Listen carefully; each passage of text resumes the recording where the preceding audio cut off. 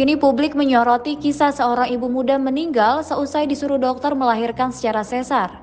Lantas pihak keluarga pun menduga terjadi malpraktik di RSUD Amri Tambunan, Deli Serdang. Diketahui ibu muda itu bernama Happy Yansdika Damanik.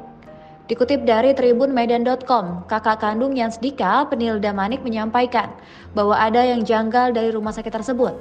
Dia mengatakan dirinya turut menjaga sang adik saat di rumah sakit, sehingga ia paham apa saja yang menjadi kecurigaan keluarga besarnya terhadap RSUD Amri Tambunan.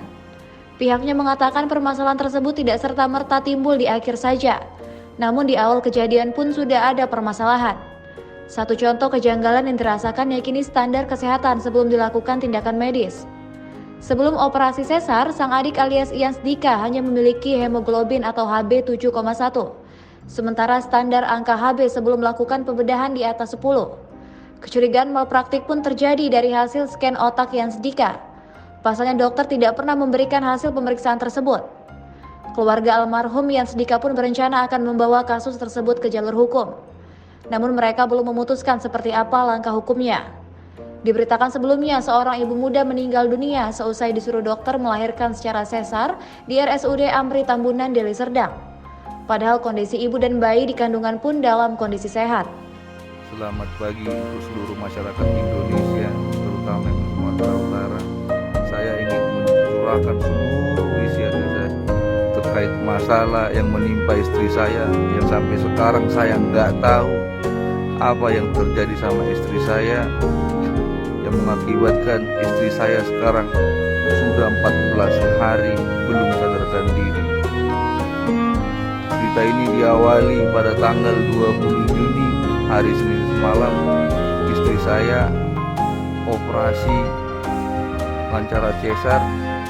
Operasi dilakukan bukan karena ada masalah, namun karena sudah memang waktunya bayi itu harus dikeluarkan. Tidak ada permasalahan sungsang, tidak ada masalah yang lain, semua dalam keadaan baik-baik saja. Begitu juga dengan istri saya.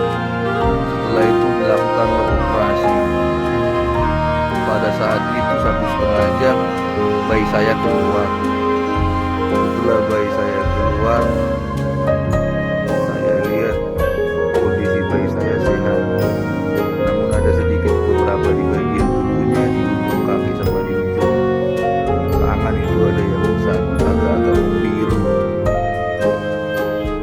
Sudah sampai 1/2 jam setelah itu, dokter memanggil saya untuk berbicara langsung. Panggillah saya ke ruangan.